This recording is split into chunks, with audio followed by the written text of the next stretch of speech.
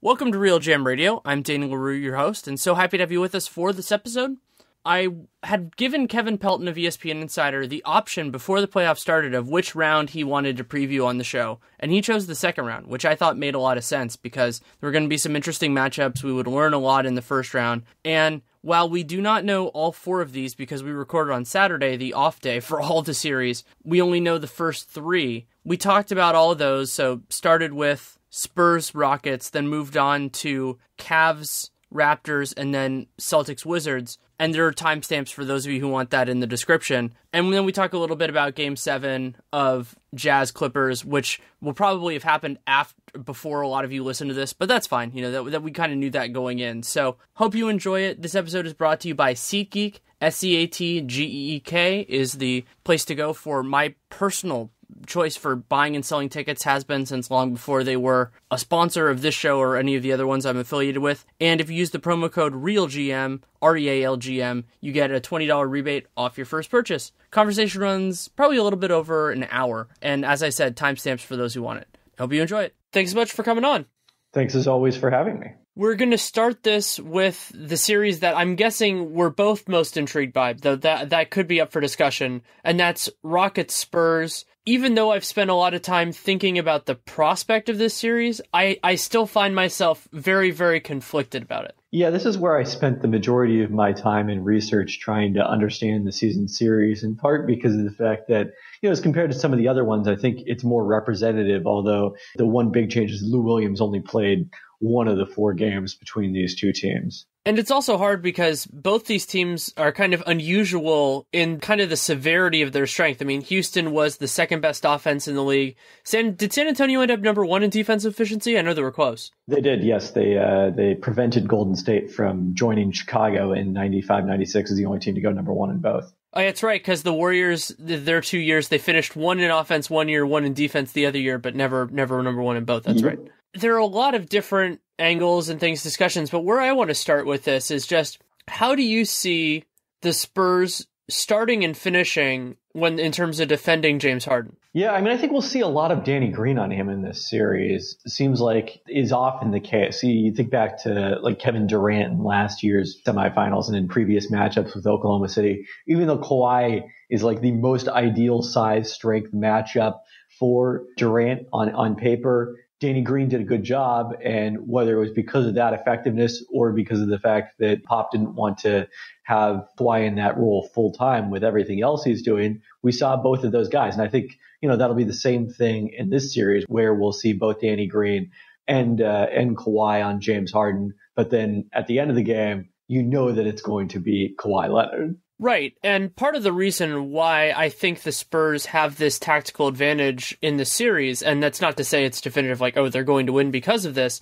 is that they have two different capable guys, and I think he would have to get a lot of reps, but Jonathan Simmons theoretically could hold his own if he had to, whereas Houston really only has one guy that I would feel comfortable putting on Kawhi. That presumably being Trevor Ariza. I mean, Patrick Beverley would be, could fight him in the sense of Chris Paul defending much bigger guys like Gordon Hayward at times in the Utah series. But yeah, that's probably too much to ask. I think so too. And Kawhi has gotten so much better offensively that I think that also works in terms of taking advantage of a mismatch because he's so good in isolation and he could just shoot over a guy like that and now he can make that shot.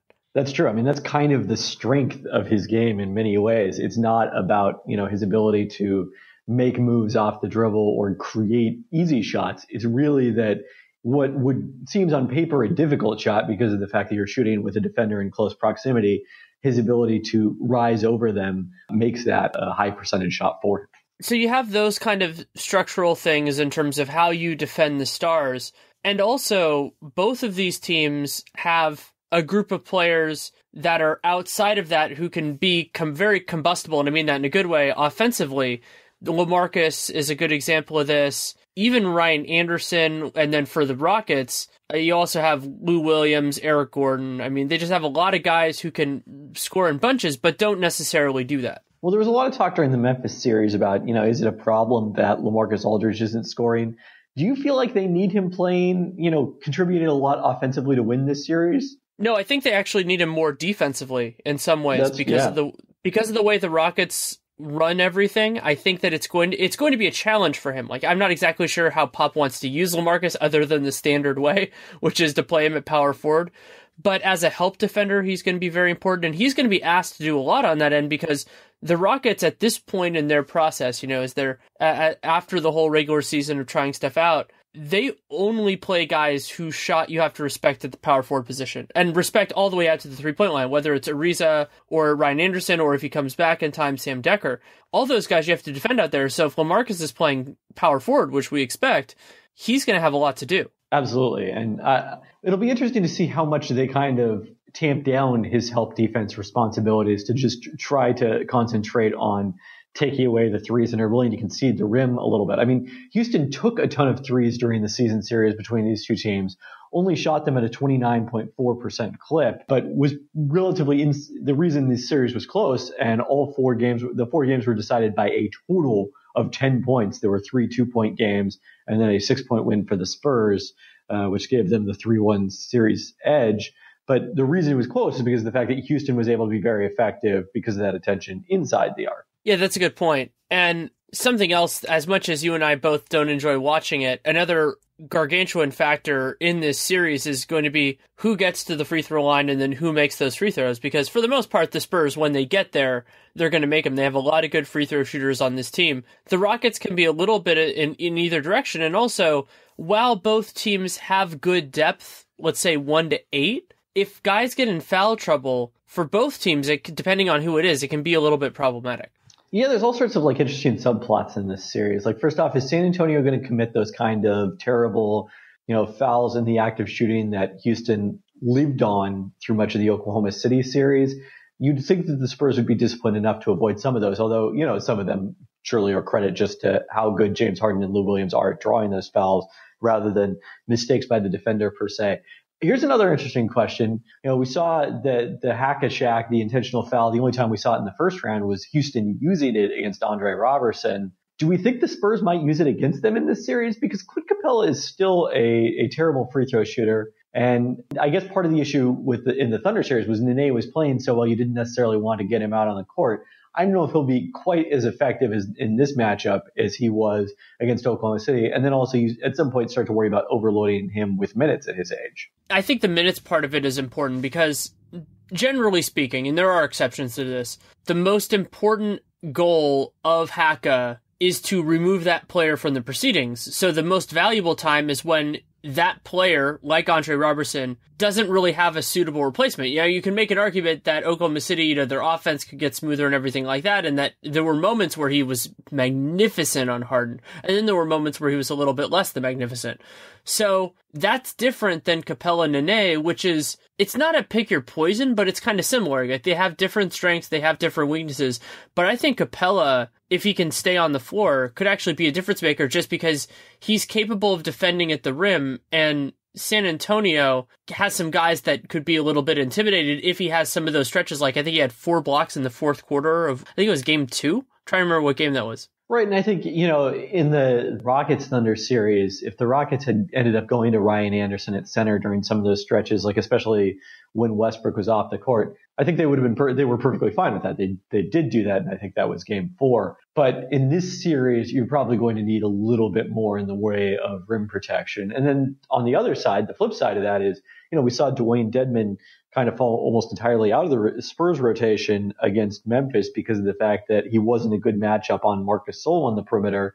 In this series, I think he's really going to be critical because he's the Spurs big man who has the best chance of doing what, the Thunder wanted Steven Adams to do, and he did admirable, although it's a difficult task of, containing the ball handler on the pick and roll while also getting back to the roll man to try to take away that lob that the Rockets love to throw to Capella in particular without having to bring that third defender over to help against the pick and roll. It's fascinating because the Rockets and Grizzlies are both talented teams, that have succeeded, but in terms of pick and roll offense, they succeed in such dramatically different ways because of Marc Gasol's unusual skill set for a center and because Mike Conley and James Harden are vastly different as players. Yeah, it's a very different challenge, and that's kind of the beauty of the playoffs is to see, teams try to deal with these very different matchups.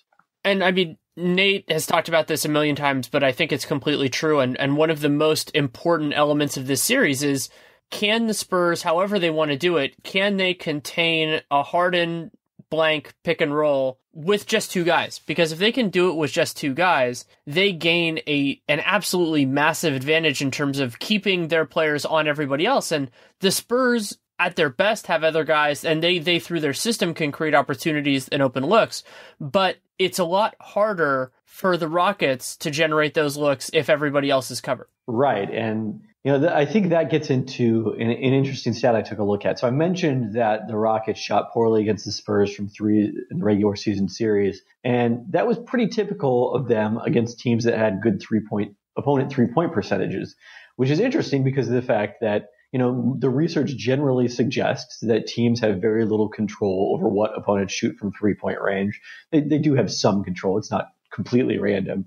But it does seem like, for whatever reason, perhaps because they're so extreme, Houston maybe is actually more subject to three-point defense than most teams. And there was a pretty consistent relationship between the percentage their opponents allowed from three in the regular season and the percentage the Rockets shot in the season series. It explained about 40% of the variation in what they shot from three. And so, based on, I think that probably part of what that's picking up is because of what our mutual friend Seth Partnow has discussed, including at his presentation at Sloan Conference this year, is that part of the challenge with talking about three-point defense is that you can only judge it on plays where the team actually shoots a three. But there's all these cases where teams won't shoot the three because they don't get an open up enough look. You prevented the shot from ever happening in the first place. Houston, they're going to take the shot either way, probably. So maybe they're subject to three-point defense in terms of their percentage in a different way because of the fact that their attempts are not as sensitive.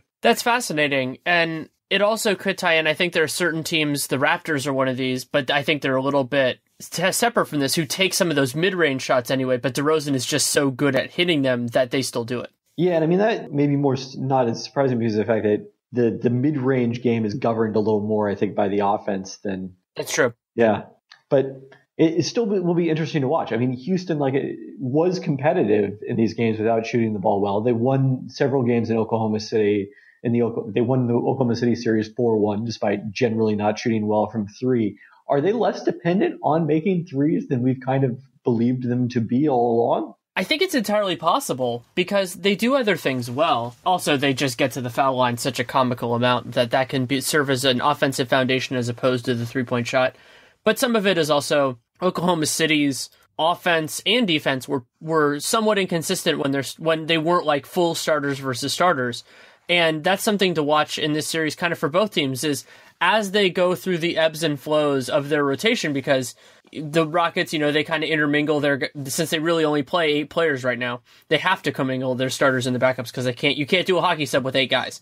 So I want to see that, and I want to see how those lineups, if they try to pull off Lou Williams, Eric Gordon, and Harden together, or, basically any of their 3 guard lineups, can the Spurs make them pay on either end for that? Yeah, you would think they would be able to.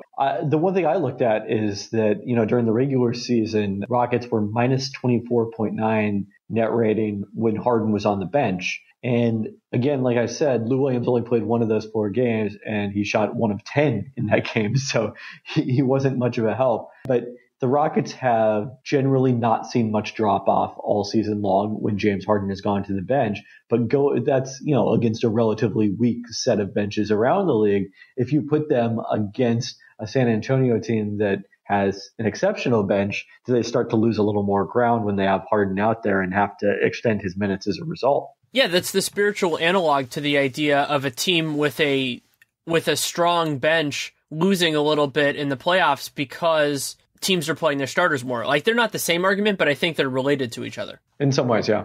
And in some ways, the Rockets have both of those issues because other than Harden, they couldn't really scale up the minutes for any of their other best players, either due to injuries or just because they have too many other good guys at the same position. I mean, Ariza is probably the other one who you would expect is going to see, probably going to match Kawhi's minutes at the starting point and then, play beyond that as well. And also, is this a point where Pop sticks with his guns and, plays all of his guys. But another open question for the Spurs, I mean, we talked about the idea of Dedmon playing in this series when he was basically out of the rotation, is that he has a lot of guys that he's kind of comfortable with, but not super comfortable with. And so how he mixes and matches those guys will be absolutely fascinating, because that's not something he's usually had, because there's been this foundation of, Tony and Kawhi and Tim, and to a degree Manu. But right now, Tony's been incredibly inconsistent, but I mean, a lot of his success has been reliant on making a ton of threes, which he doesn't usually do. Kawhi is amazing. Like, Kawhi is the consistency. And then LaMarcus, I think he's I think he's more consistent than some people give him credit for, but they just don't need him in the same way. No, they don't. I mean, in the first round against Memphis, it really wasn't that he was necessarily an inefficient scorer. It was really just that his usage rate was cut so much because of the fact that their offense was running so heavily through Kawhi. And it'll be interesting to see if that continues, especially late in games in this series. You look at what made the difference in the regular season series, as close as those games were, it often came down to, most notably in the one game that, kind of launched his MVP candidacy with the block on Harden at one end and the score at the other. It came down to Kawhi making plays at both ends. I'm absolutely fascinated to see if the Spurs defense can hold up in this series, because they have a lot of players who are smart, but don't necessarily have the physical capability of matching up. You think about all of the Spurs' true centers. Dedmon has flaws kind of in a lot of different ways. Talented guy. I like him a lot. Pau Gasol is going to have a lot of problems defensively in this series. Offensively, I think he could have some good games. And then David Lee is basically the same issue. Stretch him out, make him defend in space. And the Rockets are one of the few teams in the league that can actually credibly make any opposing big man defend in space because of the guys they play. Yep. I mean, it's going to be a challenge. Is there any particular matchup that you think, other than involving Harden and Kawhi, that you think is going to be somewhat predictable or like a bellwether for the series? I think Tony Parker versus Patrick Beverley, maybe, because as effective as Parker was in the Memphis series, obviously, like you said, inconsistent. And this is also a very different defensive challenge going up against the Bulldog defense of Beverley for, multiple games. Will that wear Parker down over time? I'm curious to watch that. I also want to see if the Spurs can capitalize on Lou Williams' defense. I think that's something Oklahoma City didn't do enough of for the most part of the series. But the Spurs, depending on how they run the rotations, could have better perimeter talent to do that. Especially like if they try to put Lou on Manu or try to put him, I mean, they can't put him on Kawhi. So Patty Mills, like those type of circumstances, just run him in some actions, make him go off a bunch of screens and see what you can get. That makes sense. Yeah, especially Patty Mills could go off in that scenario. I'm intrigued also because Harden had such a good defensive matchup for him with Robertson, where he could basically just stand around and help out and not have to move very much. The Spurs do not make that an option. Like, there is not really a way to hide him defensively. There are the ways to hide him so you can reduce what he's bad at, but there are not ways to make it so he's going to be able to take few possessions off. And that's also a difference between the San Antonio offense and the Oklahoma City offense. When you've got so much isolation as opposed to the movement and passing of the San Antonio offense, everybody's going to be involved defensively. So does that mean, to me it does, that Harden should play, they should expect to play him fewer minutes in this series? Yeah, I mean, I think you kind of play it by feel a little bit because of the fact that, you're going to need so much out of him in this series. I think if if you can stay afloat when he's on the bench in 6 last night against Utah, where they were able to rest Chris Paul and DeAndre Jordan, I think longer than Doc Rivers probably anticipated because of the fact that the bench played so well. Anytime you can steal those minutes, I think you're going to want to, but ultimately they may have to kind of live with some defensive deficiencies from him because of how important he'll be at the offensive end. That's a good point, and I'm excited to see it. And also going along kind of with these lines is one of the matchups or combinations that Popovich has gone to a fair amount is David Lee playing at power forward, typically next to Pau Gasol after they moved Dedmon into the starting lineup. I'm not sure that combination is going to work against the Rockets because they just, the way they run their rotations, the way they run their actions, those guys together are going to be majorly problematic. Yeah, I would say I'm skeptical as well. I mean, part of it will come down to just, is Ryan Anderson making open shots, which he didn't in the Oklahoma City series for the most part. Yeah, that, and I think Pop will be more frustrated by the quality of looks in some degree than the idea of whether they go in or not, considering the valuing of process. But at the same point, if they're not going in, then it's certainly something you can live with in that context. But also something, I mean, I think we're pretty close to being done with the series, is over the last couple of years, especially last year, there were times when the Spurs needed to go to Kawhi at power forward. And that's, basically the idea there is not so much that he's being defended by fours because you put your best guy on Kawhi. That's just the way it works.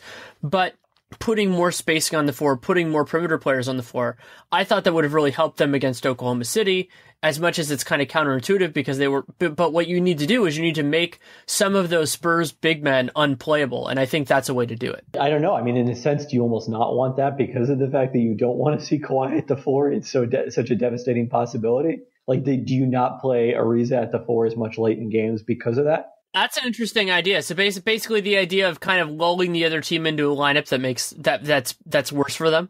Yeah, I guess it sort of depends on, part of the issue now is in the past when we talked about this, Manu was the obvious guy to be the extra guard in that scenario with Danny Green sliding down to small forward and Kawhi at the four. Him not playing well in the Memphis series, a lot less incentive for the Spurs to go that way. So, is it the backcourt of Tony Parker and Patty Mills playing together, which we saw a lot against the Grizzlies? Is it Manu playing better in this series and being an option to close games? And that's the challenge is the player you get on the court by going to Kawhi at the four actually going to be better than the player you have out there now? Yeah, it's a lot less clear than it was. And I mean, Manu I think he didn't make a shot until game 5 of that series, if I'm remembering correctly. And, he had some decent stretch after that. But if the Rockets feel like he's not going to be devastating to them, they can certainly approach it a different way. And if they play Mills and Parker together, you're putting an absolute ton of strain on the other guys defensively, considering what Houston's probably going to run as their closing lineup. Yeah, it sort of depends if they have Lou out there next to Patrick Beverly or how they go. Yeah, unless there's something pressing that you feel like we need to discuss, I think it's about time for a prediction. Yeah, I think we got all of it. I considered for a second going like Spurs in 5 here in much the same vein is that Rockets Thunder series in reverse in terms of, a bunch of close games where the Spurs kind of out executed at the end. But the series was close enough during the regular season. I think I'm still going to hedge towards Spurs in 7. I'm going Spurs in 7 too. I think they have an advantage, but I'm not as sold on it being permanent and being like, I think there are ways that it can become a big problem. The Rockets certainly can win a couple of games.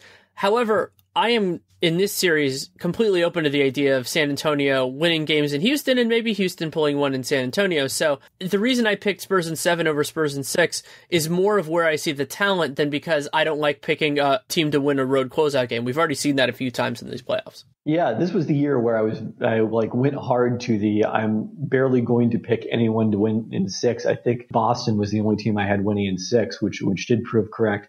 But then ultimately, we saw four series that ended with the road team winning game 6. Yeah, so much for my logic and use of history there. I think it's also a couple of different things that ended up, they were harder to predict, was that a couple teams had rougher patches early on in the series. I mean, Boston, who knows if Rondo would have changed this? I mean, if they had played the way they played in games, particularly 5 and 6, if they had played that way in either 1 or 2, they would have won. So then They probably would have won in 5.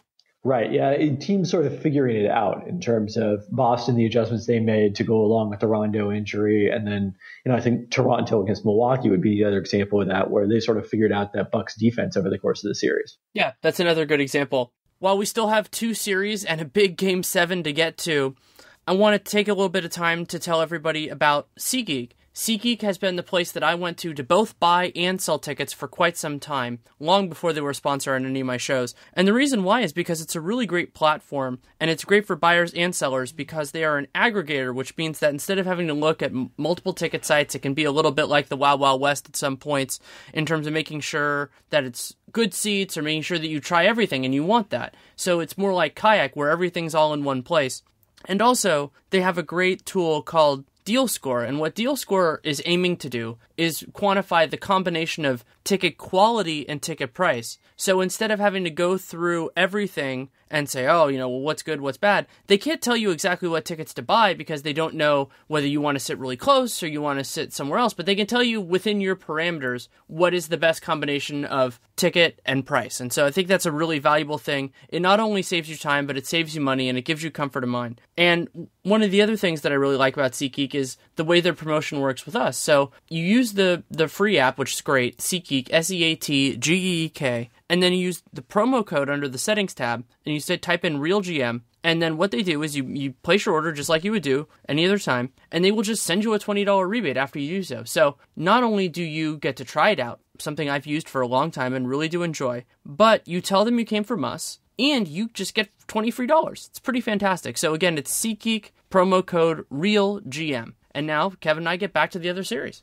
Okay, so we don't know yet what the other Western Conference series is going to be, so we're kind of going to leave that to the side for now. I think I know the answer to this, but which of the two Eastern Conference second round series are you most excited about?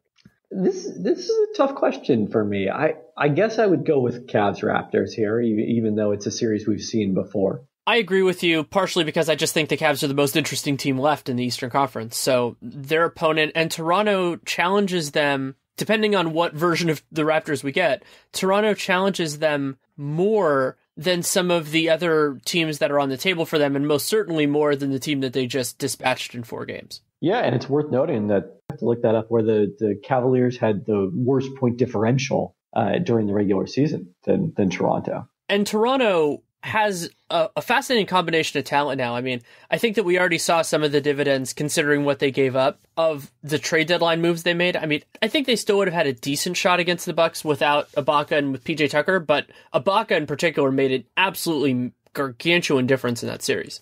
For sure, those guys both played a ton of minutes, and they make it difficult, I think, to read too much into the regular season series or last year's matchup between these two teams because, they only played in that final game of the regular season where Cleveland was resting everybody. And Cleveland has defended DeRozan and Lowry because the Raptors do theoretically, depending on what rotations they go with, they can have places to hide Kyrie Irving, but if they don't want to put LeBron on some of the other team's best players, they might just say, do the best you can, Kyrie. Yeah, and, we've seen them try to kind of use LeBron in spurts on DeRozan. He's the guy to put out fires and then late in games in that matchup. And, he's clearly far and away their best matchup for DeRozan because of, DeRozan's strength and, the precision of his footwork, which are not things that are ideal for a J.R. Smith matchup. I think Richard Jefferson could do a pretty good job on him. Not great. I mean, DeRozan's a way better player, but I think that could work for little bits and pieces. It makes sense in the terms of taking away his strengths and sort of forcing him into a slightly different style of play than he would ideally like to do. But then you're also asking a lot for Cleveland's help defense, which has been pretty shaky for the last couple of years, but especially this year. Yeah, I mean, I think one of the interesting questions in this series is whether we'll see Cleveland try to simplify things more, whether that's by just automatically trapping the pick and roll and trying to create energy by getting everybody moving around like that, or going the opposite direction and automatically switching the pick and roll is you and Nate talked about in that comeback in game 3 in Indiana. That was a big factor in it, that they just started switching everything and being really aggressive about helping after those switches and packing the paint. And Indiana didn't have the shooting to make them pay. Toronto has a more reasonable shot of having that kind of shooting, although they've got DeRozan off the ball and then also someone like Corey Joseph or, even PJ Tucker, who's not a great shooter. Then Cleveland may be able to do that same thing in terms of daring those guys to beat them from the perimeter. Cleveland does a wonderful job of threat analysis and just kind of figuring out, okay, what can this guy do? What can't this guy do? And I think they are going to be more aggressive at realizing that DeMar DeRozan can't shoot like those threes in that circumstance. But then the other guy who's going to be a big factor in the series in like 4 different ways is PJ Tucker. PJ Tucker is, to me, clearly their best chance of defending LeBron, but he also not only gives an out probably to LeBron defensively, but his lack of shooting also makes it so that LeBron can functionally become like a rover defender and totally mess up what the Raptors want to do. All right, so what do we think that the Raptors rotation is going to look like in this series?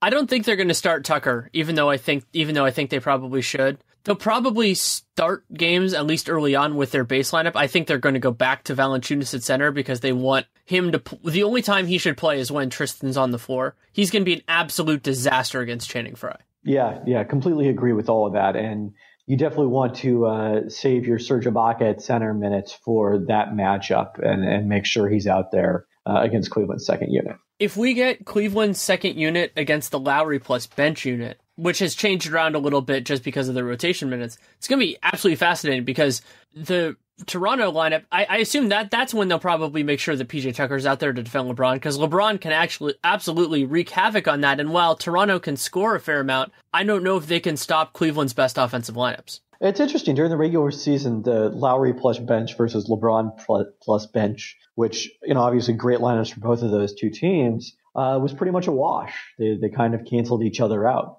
And if that happens again, I would say that probably helps Cleveland, just because I think Cleveland is better starters versus starters, but I think that's less clear now than it was in January or so. Yeah, I would agree with that, especially, we'll see how much the annual Lowry DeRozan playoff struggles continue into this series. And it did seem like last year when they got to this matchup against Cleveland, there was a bit of a weight lifted on Toronto to not be the favorite in the series. Not that stopped them from getting blown out in the first two games, but that was more of a just being outmatched in terms of talent situation, I think, than, kind of the missed shots or self-inflicted wounds that we often see from the Raptors in the postseason. And given the way that the two teams have gone, I think the talent is a little more even. And that's maybe why we saw even though Toronto didn't have Ibaka and Tucker during the three real competitive head-to-head matchups, those were all pretty close games, even though Cleveland won all of them. And I remember at least one of those, Toronto, they were on the front end of back-to-back, but it was absolutely brutal. I think they played Cleveland in Cleveland and then flew back home to play the Warriors the next night.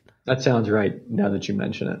God, that's absolutely nasty. The league shouldn't do that. But I don't know in this series, I think something I really enjoy, and we've seen a little bit of this in the playoffs, is with Dwayne Casey, how quickly is he willing to shed something, whether it's a lineup or a strategy, when it doesn't work? Because they actually have options now. Like they have with PJ Tucker, with Serge Ibaka, they can go in some different directions. This isn't, and also, of course, guys like Patrick Patterson, who has kind of had varied success from what I remember against Cleveland, to mix and match and see what works. And I imagine that Cleveland is going to be more of the aggressor, and then Toronto is going to be more of the counter team. But that could work. Yeah, and then also they've had a week to prepare for this series. Didn't know necessarily there was going to be Toronto, but probably had a pretty good idea of that, especially after their Game 5 win. So, they're probably going to have their game plan more buttoned up, even though, Toronto has had, it's not the quick turnaround that we're going to see in the Boston-Washington series because of the fact that we're not starting until Monday. But I think that probably is a factor in it. I'm very curious. I don't think you mentioned him specifically in that list, but how Norman Powell played, how he's used in this series after being so critical against the Bucks. Right. I mean, he poses different challenges for teams because if you play him there, you can kind of get into some stuff. And he actually, I don't think it's going to be great guarding LeBron, but we might actually see one or two good stretches for him just because he competes so much. But he doesn't have the strength all the way. And that gets into the idea of Ibaka at center, because I think if you're going to play Powell at the 3, presumably that's one of the ways you can also incorporate him in some lineups where Lowry and DeRozan aren't playing well. I would assume that you would want somebody else, probably PJ Tucker, maybe DeMarre Carroll, on the floor to make sure that you have enough kind of in terms of perimeter defense to make Cleveland sweat. Yeah, that makes sense. And I think in this series, Powell's better matchup is probably going to be against Kyrie Irving. Yeah, that's an interesting point, but I would think so too. Let's say the Raptors are throwing out a lineup of Carroll, Tucker, Ibaka, and Tucker is defending LeBron, and both LeBron and the Cavaliers have their starting front court on the court. Could Carroll defend Kevin Love, or do we think that's too big a mismatch? I think he can. Love, I don't think Love can post up that well on Carroll. He does have an advantage, but I don't think it's a big enough advantage to really do it. And I don't know, I'm going to be really interested in this, how much the Raptors are going to switch things involving Kevin Love, because a lot of their other guys, like I wouldn't trust DeMarre Carroll on KYRIE. So if they run like a Love KYRIE action, I don't know that the Raptors are going to want to switch it. That might be more of a hedge for them. Yeah, I think you'd feel okay about that, but it's tough. I think probably the greater matchup might be one of their guards against Love in the post. Right, and that's exactly what Love wants. When he's a good post-up player, it's when he's taking advantage of a smaller guy or something like that. And if he doesn't have those opportunities, he's going to be less valuable. He is not somebody like, I say this about Ryan Anderson sometimes, where I think you can just put a small on him, or actually Mo Spates is another guy like this, because Love can take advantage of it, but they have to get him the ball. And also what Love has as an advantage over some of those other guys is he's a good passer. So when you send that double, as long as if you bring it from an angle he can kind of anticipate, I think he can get out of it. Yes, that is a big difference. And just someone who's experienced playing in the post as opposed to, someone who is not a comfortable post player and is just going in there strictly because of the matchup. I think that makes a big difference in his favor, even though, I think the case for it is basically, at this point, Love's post game has atrophied so much that I don't think he's a great option down there. And if you're going to Love in the post, it means you're not going to LeBron or KYRIE or whatever else. I don't think we've talked enough about the point guard matchup, because I think it's entirely possible that for stretches of time they're going to guard each other. Yeah, the way the matchups work out, it probably, because of the fact that both of the teams have, such other good perimeter players, that probably is going to be the case. And I could see Lowry having some games where he just rips Irving to shreds. I mean, Irving's defense has been pretty awful over the last couple of years, though he has brought it up when he has to. And this is one of those circumstances where that onus will likely be put on him. But whether it's fair or not, we have enough of a sample size that when the game gets close and, if defenses are more engaged and get up, KYRIE can beat that, because KYRIE is one of the best one-on-one creators in the league, and Lowry can, but doesn't that often. Yeah, I'd say that I'm not necessarily, it's not necessarily that I don't think Lowry can do it, particularly if he's healthy, and we haven't seen necessarily that in the playoffs a lot of times. So much as I think that KYRIE, in his case, we do have sufficient proof that he is an outlier in terms of his ability to do that. That's also why Serge Ibaka is going to have to be huge in this series, because presumably in crunch time, Ibaka is going to be playing center. But KYRIE then, if he is more aggressive in terms of getting out and helping, then that's going to open up a lot of opportunities for other guys, especially depending on whether Cleveland goes smaller, goes big, or whatever they do. They're going to have other options if KYRIE is on. Yeah, so what do we think they do? Do they finish with Thompson? Do they take Love off the court late in games, which, obviously we've seen at times? We know how good they are, generally speaking, with LeBron at power forward, but are they willing to sort of deal with the internal issues that come with that? I think that they can play LeBron at the 4, but one of their big problems, and I've railed on this basically for this entire year, is that I don't love the rest of their wings. I mean, so if you're playing LeBron at the 4, that means KYRIE and JR are getting 2 of those spots. Are you going to give the last one to RJ, or going to give it to Shump? I mean, if RJ does a good job on, sure, you can get away with that, but otherwise, those options aren't necessarily better than Love and Thompson playing together. Yeah, it gets back to what I was saying about the San Antonio situation, where part of the evaluation there in terms of whether to go big or small is not just how does it open up the court, but are we getting a better player on the court? I also think that a significant factor in this series could end up being Deron Williams. Deron has been, I think he's been pretty good. Would you agree with that over his little Cleveland tenure? He's definitely had his moments. I don't think that the Raptors are particularly, well, actually, I was going to say the Raptors aren't the best team for playing KYRIE and Deron together, but that really depends what lineup's on the floor. Like, I don't think you want either of those guys on DeMar DeRozan, but if you can put them other places, when the Raptors go with 2, and in the case of Game 6, sometimes 3 point guards on the floor, then you have hiding places for those guys.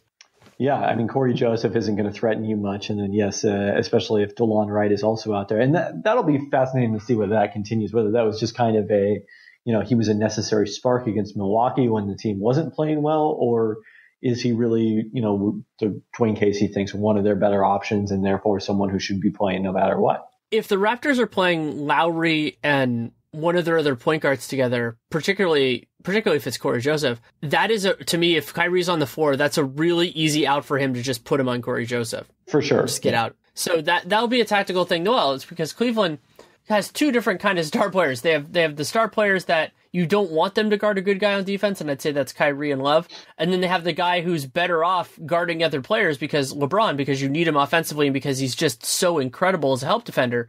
But I don't know that they have that many great other primaries. So that'll be a nice test for them, because if Cleveland moves on, if they move on, I think we're both going to pick them. They're going to need the other guys to step up defensively if they want LeBron to be a rover, whether that's against the Warriors or depending on how, the Boston-Washington series turns out, they might challenge LeBron a little bit too.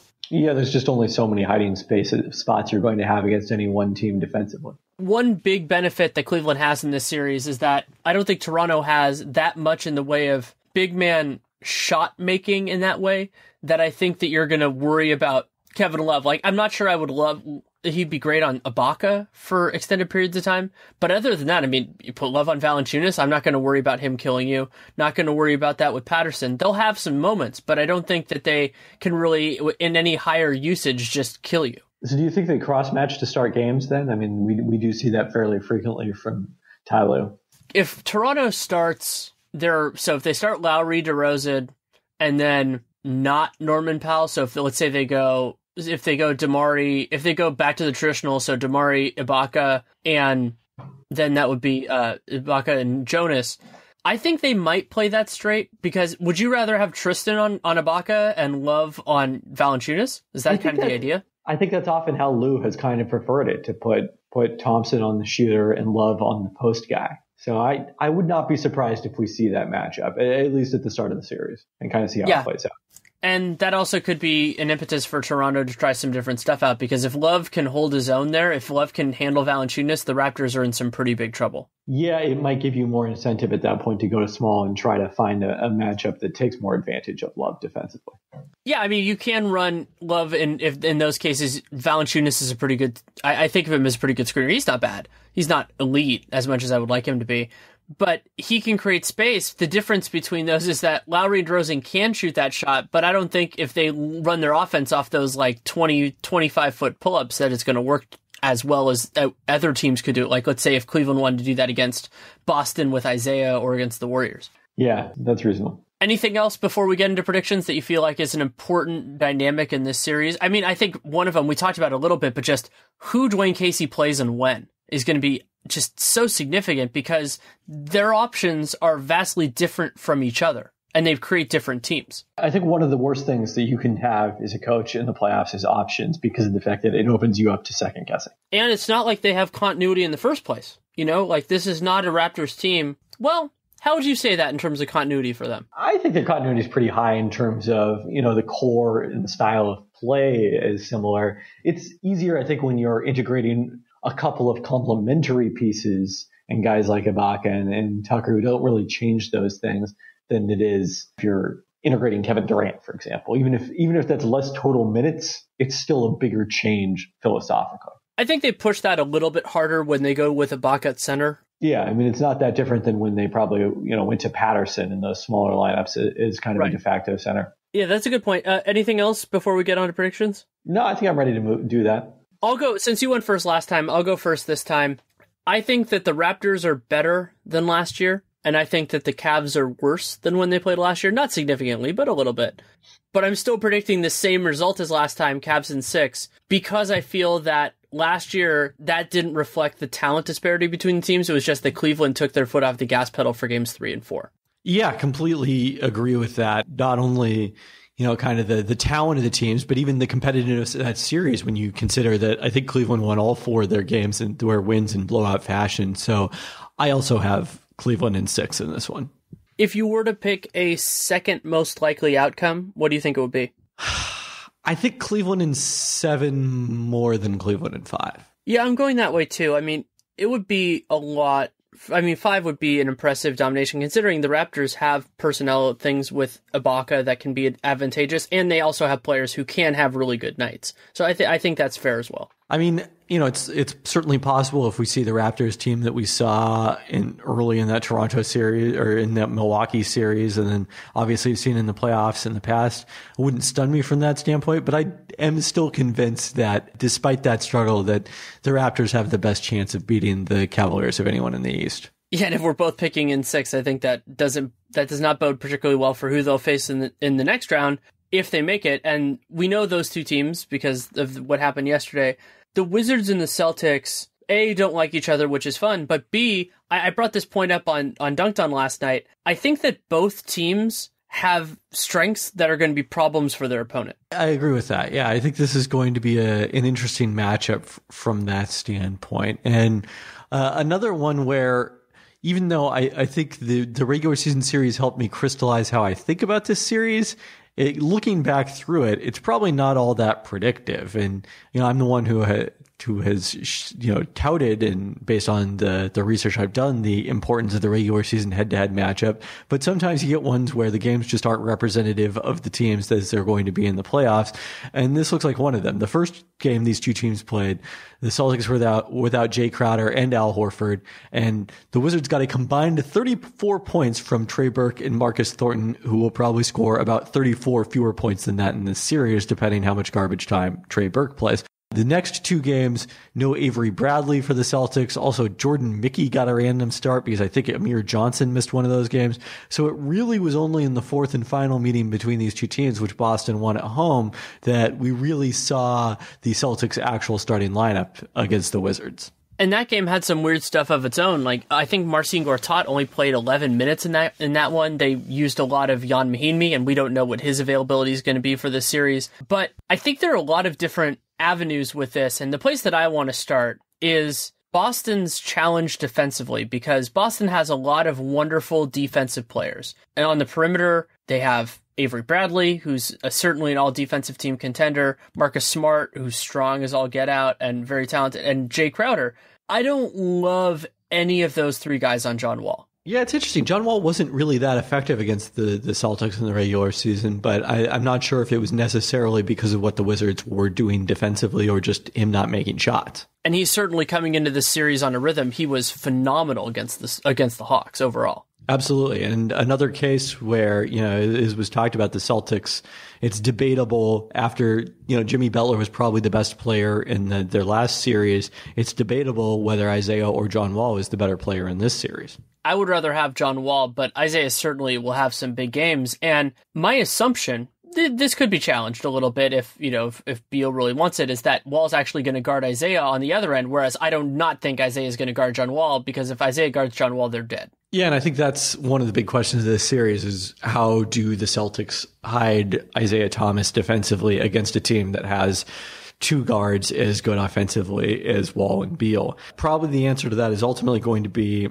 often Otto Porter and then maybe Kelly Oubre late in games if the Wizards finish games with a smaller lineup. And, whether Porter and those two guys can make the Celtics pay, or, how creative Scott Brooks can do in terms of small pick and rolls to try to force Isaiah Thomas onto Wall and Beal, much as we saw with the Bulls doing that with Jimmy Butler in the last round. And kudos, by the way, to Isaiah Thomas, who I thought did a pretty good job defensively against Butler late in that series, just fighting and making him shoot difficult turnarounds as opposed to getting easy looks. And that ties in with something that I would be a little bit concerned about as the Wizards, but it depends, because early in the Bulls series, the Celtics were not providing enough resistance. Well, not early, middle of that series, enough resistance on those small pick and rolls, but they got better at it over the course of that series just because Chicago was doing it so much that they figured out an incentive. And so they have that more in place for this series than they would have otherwise. Yeah, it's a good point. I mean, I think the more you see anything as a defense or as an offense from the other standpoint, the more you can adapt to it. And I guess that could be looked at as a positive, the fact that Chicago series was as difficult for the Celtics as it was. Another challenging area for both teams going into that theme that I talked about is I feel like both Marcin Gortat and Al Horford are going to have challenges guarding each other. Yeah, I mean, in Gortat's case, I think it's probably about, getting on the offensive glass and hurting the Celtics that way, much as Robin Lopez did in the last round. The first question probably we should be asking here are they going to match up with each other, or as we talked about with the Raptors, do we see the Celtics going back to their regular starting lineup in this series after Amir Johnson was a DNP CD towards the end of that series with Chicago? It's definitely interesting, but if you bring Gerald Green into that equation, I don't know where you put him either. Are you going to put him on Markieff? I mean, I assume you have to go Jay Crowder on Markieff in that case. Then that means Gerald Green defending one of Wall or Beal if you're not going to have Isaiah do it. Yeah, when you put it that way, it really seems like a tough fit. It could be Marcus Smart, but then there are other problems that get exacerbated there. I mean, yeah, Amir Johnson is a more reluctant shooter, but damn, that could be problematic too. My guess, and it's nothing more than that, is that Brad Stevens will probably go back to Amir because of the fact that, it's easier to probably adjust from the baseline than it is to start with something different and try to go back to the baseline after that. So that would be my guess, but it's again, nothing more than that. And that's why Washington having a better starting five is so devastating in this series compared to Chicago, because Stevens had the latitude to screw around because Chicago wasn't going to make you pay at every spot. Yeah, did make them pay in the first couple games of the series, you might say. But that's maybe one of the interesting differences between these two teams is the fact that even though the Celtics are the higher seed and the number one seed in the East, you probably feel much more comfortable about the Wizards starting five, and that makes it incumbent on the Celtics to dominate the situations where the Wizards have their bench units in there. And that gets into one of those more surprising dynamics, at least to me, in the Washington-Atlanta series, was that the Wizards, for whatever reason, performed substantially better with Beal on the floor and not Wall than Wall and not Beal. Though I don't know how predictive or instructive that is. Yeah, I'm guessing that's mostly a fluke. And then the other thing we saw in that series is the bigger drop-off for them was not about either guard so much as it was about the front court guys, Otto Porter and Markieff Morris, when they were out of the lineup, exacerbated by their injuries in the front court, surely. Is there anybody happier about the transition from series to series than Markieff Morris, who goes from having to guard Paul Millsap to having to guard upside down question mark? Well, that's true, but he did seem to relish the trash talk battle with Paul Millsap. You can trash talk all those Celtics guys, and they're not going to do a whole lot to make him eat his words like Paul Millsap did. That is very fair. So we've talked before, particularly in that Rockets Spurs series, about how teams are going to defend the pick and roll. Part of the reason why I think you want Horford on the floor and you want to make sure you have that is because I think he's their best big in terms of handling that Wall-Gortat pick and roll, and those guys have just such magnificent chemistry. I wouldn't sell Amir Johnson short in that regard. I still think, despite his physical limitations, that his pattern recognition is so strong that he remains an effective defender. And it's really more about, getting him off the court against the Bulls was really more about how it opened things up offensively. But Horford, I think you do feel good about him in that matchup as well. To switch gears, how do you see the Celtics finishing games in this series? Well, so I think we can feel pretty confident in 4 of the 5 guys. So Horford, Isaiah, Bradley, and Jay Crowder. That 5th spot, oh man. Because also if the Wizards get into playing with Markieff at center, then that starts pushing it, and then they probably want to go small.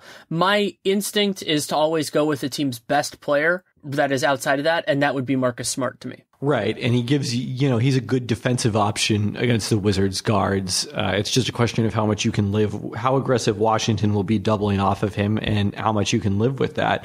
Yeah, on the other side, I do think Washington probably does finish small because of the fact that, in addition to Gortat maybe having a difficult time chasing Al Horford around, you've also got the aspect that they probably are going to want Kelly Oubre to defend Isaiah Thomas, as he did most notably, and I think that was the second game the two teams played in Washington this season. He's kind of emerged as their best option oftentimes against point guards. And since Boston doesn't play that many other guys that are really threats, they can actually survive having John Wall on somebody else and going through some of these machinations, because it's not like they're going to get killed by Marcus Smart, by Avery Bradley. And Bradley will make some shots, but you just don't have to help off him as much in those circumstances. Yeah, it's not someone you really worry about even. And it's not like either of those guys are dreadful defenders. You just don't want to make them work as hard as they would have to if they're going up against Isaiah Thomas. That's why, you give that responsibility to Kelly Oubre. The other interesting name for the Celtics in terms of a 5th guy for their finishing lineup is, we'll see how he responds and whether he was just kind of overmatched in the playoff crucible. But I think Jaylen Brown could get back in the mix in this series. Jaylen Brown could. Also, I think Kelly Olynyk could. Who had a very nice game 5 for them against Chicago. Yeah. I mean, going a Kelly Olynyk matchup against Jason Smith, that should favor Olynyk. It certainly should. And Washington's bench has been better than they were beforehand when they were just a dumpster fire for early in the year. But Boston, if Terry Rozier can actually play decently well, or if they just use Marcus Smart at the 1, they have enough depth where they can make these really challenging minutes for the Wizards. And if they get closer to feeling like they need to play Wall or Beal on the floor at all times, then that reduces the amount of minutes Wall and Beal play together. Yeah, which is a win for the Celtics from that standpoint. Absolutely, because that also gives Isaiah another place to be. Yep. Anything else matchup wise that we haven't discussed here? I guess one of the elements of this series that I'm concerned about from the Celtics perspective is that they've gotten a lot of production from their non-Isaiah players, especially with Isaiah's missed threes. But I don't feel from when I've watched it that those are necessarily going to persist. Yeah, I mean, I think you're right to be skeptical of that. I think probably at some point Isaiah's shooting is going to regress to the mean. No, that'll sort of compensate for that. Anything else you feel that's particularly important for the series? I mean, we're both going to enjoy it, but I think there's a lot that we just have to see in action before we can talk about it. Well, the other note I had was, I mentioned Bradley missing those 2 games, and that was a huge, huge hit for the Celtics defensively. In the 2 games Bradley missed, Bradley Beal, the 2 games Avery Bradley missed, Bradley Beal had 66 points on 48 shooting possessions. In the other 2 games against the Celtics, he had 22 points on 26 shooting possessions. So, I don't think that either of those are necessarily, there's probably some noise in both of those, but does illustrate how important Bradley's defense was on Bradley Beal. That also is a potential evidence for keeping Bradley on Beal. Oh, God, there isn't a way to do this. Nope. And part of the reason is that because I also don't think Jay Crowder can guard John Wall. So maybe you just kind of grin and bear it sometimes with Isaiah on John Wall. That'll be interesting, but yeah. So let's go to predictions. I already know mine, so I know mine in all these, but I'll just go first just because that's in the top of my head. I surprised Nate with this, but I'm going Wizards in 6. Interesting. I think ultimately the reason I would pick the Wizards in this series is because of the fact that they've played well against the Celtics in the regular season. But after looking at it, I think a lot of that is due to the Celtics injuries that I mentioned, and particularly, the Bradley loss. So I think the Celtics are pretty comfortably the better team, and I'm not that scared off by the fact that they lost the first couple games to the Bulls with Rondo. I think that was a totally different matchup, and also a lot, just some random noise to some extent. So I am going Celtics in, I guess, 7 games. You don't want to pick it in 6? No, I don't. But that's probably, if they were all on a neutral site, is that where you'd see the talent level?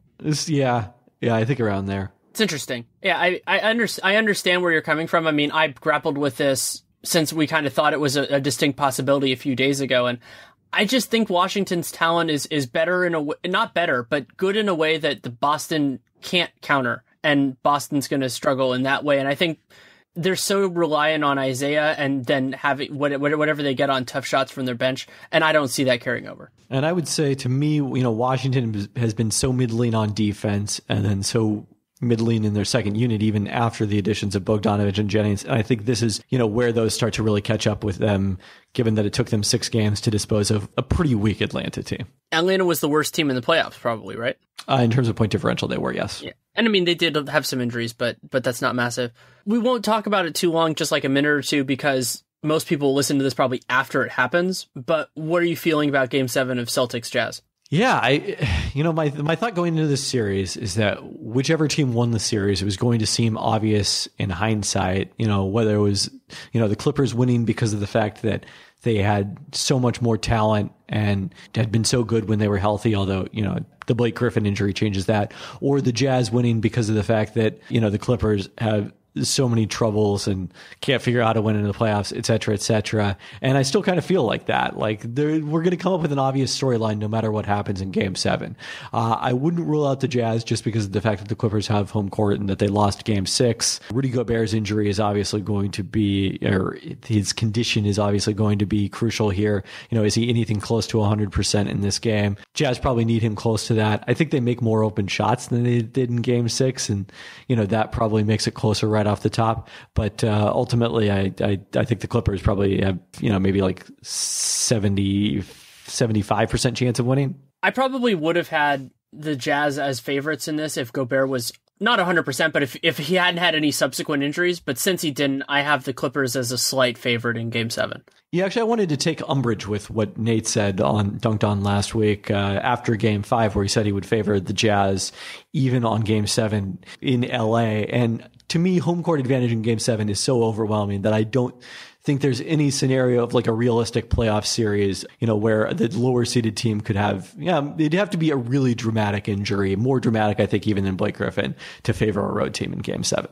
The Clippers also played way better defense in Game 6 than I had completely believed that they were capable of without Blake, and I don't think that's going to run for all of Game 6, especially because it didn't even in the first half, and the first half defense wasn't good. The Jazz just missed a ton of shots.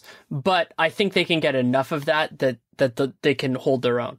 How big of a factor do we think Austin Rivers was in that? He was a significant factor. I mean, he was a player that can execute their scheme and that is competent, and they didn't have any other substitutes, so he helped a lot.